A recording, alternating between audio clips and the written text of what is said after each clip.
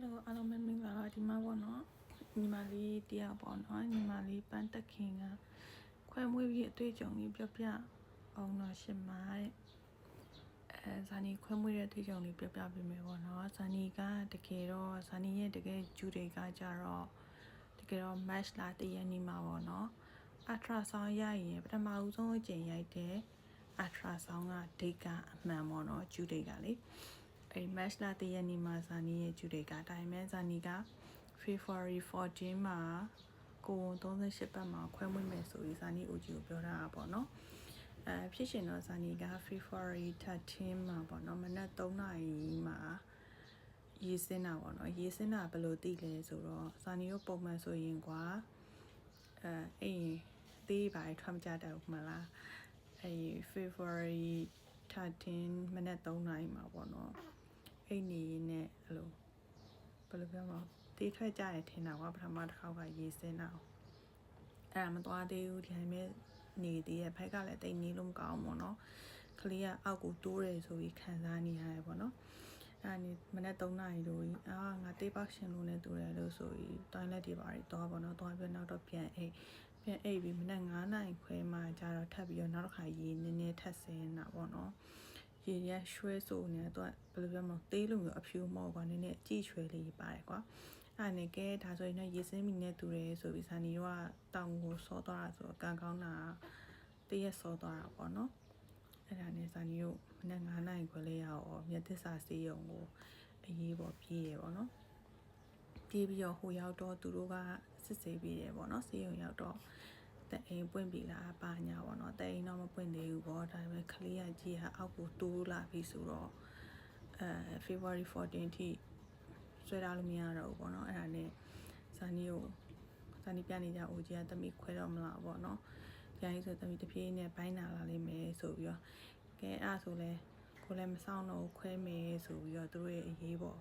လောက်ကြတာပေါ့နော်လောက်တဲ့အချိန်မှာဘာလုပ်လဲဆိုတော့ဇာနီညာဘက်လက်ကိုပေါ့နော်အကျော်သေးသွင်းဖို့ဆိုပြီးသူတို့အဲ့ရင်ထိုးတယ်ပေါ့နော်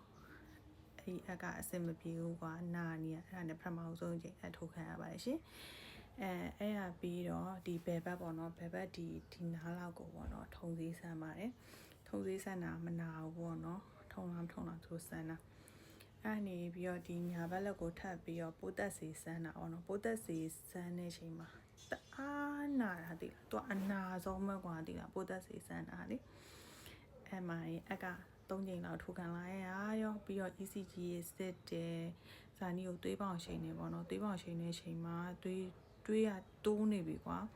အပေါ်သွေးဆိုရင်အဲ့တော့150ထိအောင်ဖြစ်နေပြီပေါ့နော်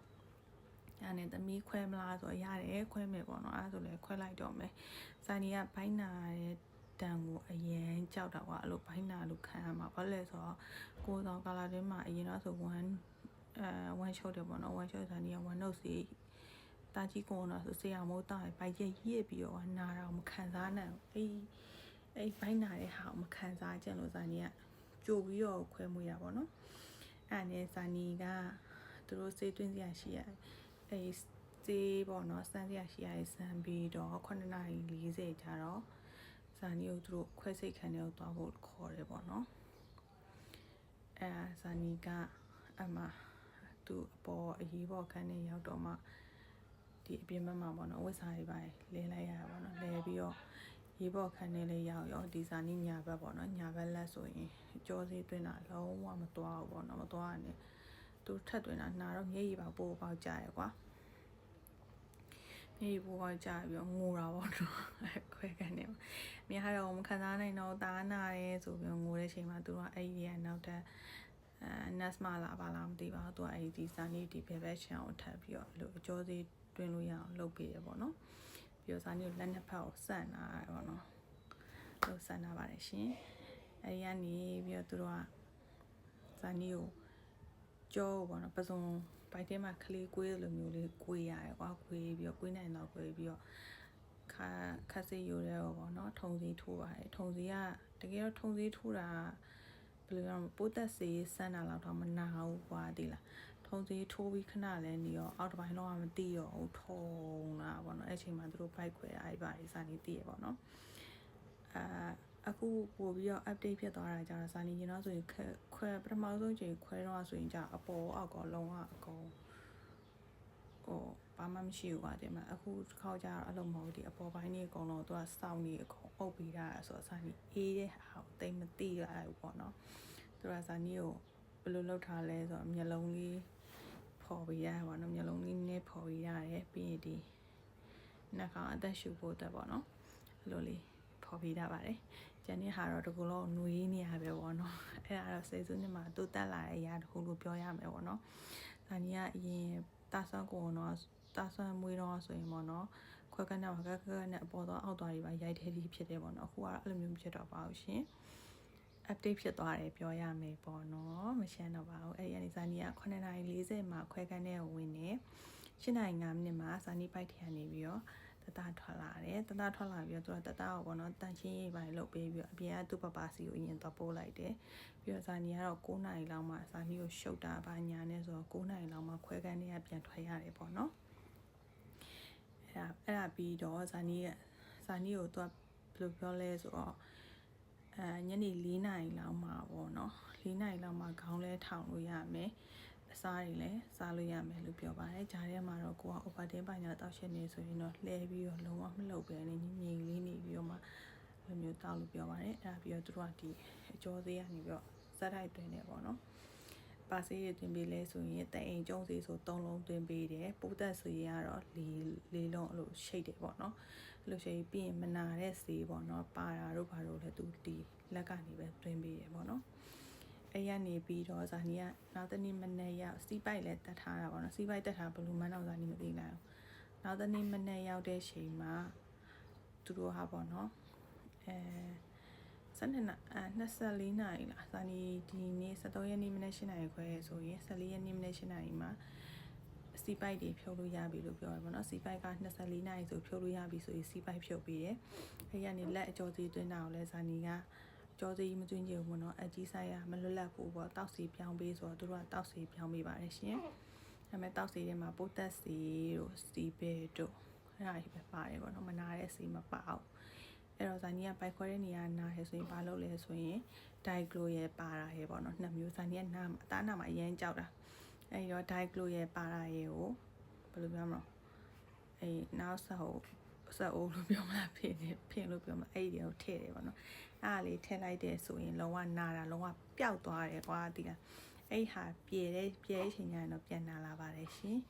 အဲ့ဒါတော့ဇာနီခွဲမွေးရဲ့အတွေ့အကြုံလေးကိုပြောပြပေးတာပါအခုဆိုရင်စင်းရုံစင်းတော့ဆိုရင်နာမှာကြားလို့ဆိုရင်ဒိုက်ကလိုရောပါတာတွေရောထပ်ပြီးယူမလားဆိုယူမယ်ဆိုပြီးယူခဲ့သေးရပေါ့နော်အိမ်မှာအခုတော့မထည့်ပြပါဘူးရှင်စောင်းထားရဲဆိုတဲ့သဘောပေါ့နော်ပြီးရင်မိနေတဲ့ဒိုက်ပါဒါမှမဟုတ်ရင်ဒီလူကြီးဝတ်ဒိုက်ပါပေါ့နော်အဲ့ဒါလေးဝစ်လိုက်အဆင်ပြေဟောဘိုက်ကအထင်းလို့ဖြစ်ပြီးတော့နာတာလည်းတက်တာပါတယ်ရှင်အခုလက်ရှိလဲဇာနီအဲ့လိုမျိုးလူကြီးဝတ်တဲ့ဒိုက်ပါအဲ့ဒါဝတ်ထားတယ်ပေါ့နော်ပိုက်ထိန်နေတယ်ဇာနီကဒုတိယကိုဝန်ဆိုတော့ပထမဘိုက်ထက်ဆိုင်ရင်ပထမတာဆွမ်းမွေးပြီးတော့ဆိုရင်ဘိုက်ကအလောက်ကြီးမပူဒါဒုတိယကိုဝန်ဆိုတော့လေတာငယ်မွေးပြီးတော့ဘိုက်ကလေ6လလောက်ကိုကျန်တာသိလားအခုလည်းကြံသေးရပေါ့နော်ဒါပေမဲ့ဇာနီအိုဂျီကိုဇာနီကမေးရဲ့ဘိုက်စီစီရမလားဆိုတော့ဘိုက်စီကို recommend မပေးသေးဘူးကွာဘာလဲဆိုတော့တကယ်လို့တရားမွေးရဲ့အချိန်မှာကျတော့သူတို့ခွဲစိတ်တာတွေဆိုအခက်အခဲဖြစ်မှာဆိုလို့ねသူဇာနီကိုဘိုက်စီစီရတယ်မှားအိတ်တာတို့လေကျင်ငန်းလုပ်ဖို့အဲ့လိုမျိုးလေးပဲသူကပြောပြပေးရပေါ့နော်ပြီးဖြစ်ချင်တော့ဇာနီဝယ်တဲ့ဘိုက်စီကလည်းအရန်နဲ့လေအသက်တွေလုံးပြီးတေချာကြီးကြည့်ပြီးတော့ extra small size ဝယ်တာအခုချိန်ဒီအဲ့ဘိုက်စီကစီးလို့မရသေးဘူးဒါအသေးနေလို့လေအဲကြောင့်ဇာနီက45ရက်လောက်နေမှာပဲဘိုက်စီစပြီးတော့စီးရင်လည်းစီးပါမယ်ရှင်အဲ့ဒါကတော့ဇာနီခွဲမွေးတဲ့အတွေ့အကြုံလေးကိုရှင်းပြပေးတာပါဇာနီဆိုရင်73ရက်နေ့ကစေရုံတက်ပြီး18ရက်နေ့ထိပေါ့နော်ဇာနီပြနေကြ OG ကအဲ့လိုမျိုး9ရက်နေခိုင်းတယ်ကလေးဆရာကလည်း9ရက်ပဲဆိုတော့18ရက်နေ့မှာစေရုံပြန်ဆင်းပါတယ်ရှင်စေရုံဆင်းပြီးတော့2ရက်နေပြီး3ရက်မြောက်နေ့မှာကျတော့သူတို့တစ်ခေါက်ပြန်ရှင်းပြီးပြန်ပြလိုက်တယ်ပေါ့နော်ဇာနီကတော့အခုဆိုရင်သွားထပ်ပြီးပြတယ်မလို့တားငယ်ကတော့နောက်45ရက်နေနောက်တစ်ချိန်ထပ်ပြရမယ်ပေါ့နော်အဲ့လေးပါရှင်အဲ့လေး share လာလုပ်ပေးတာပါကျေးဇူးပါရှင်ကုန်ကျစရိတ်ကတော့33သိန်းဝန်းကျင်တော့ကုန်သွားတယ်ပေါ့နော်အပြင်ပုတ်ပလိကစေအောင်ပါလေအဲ့လေးရှင်းပြပေးရပါကျေးဇူးပါရှင်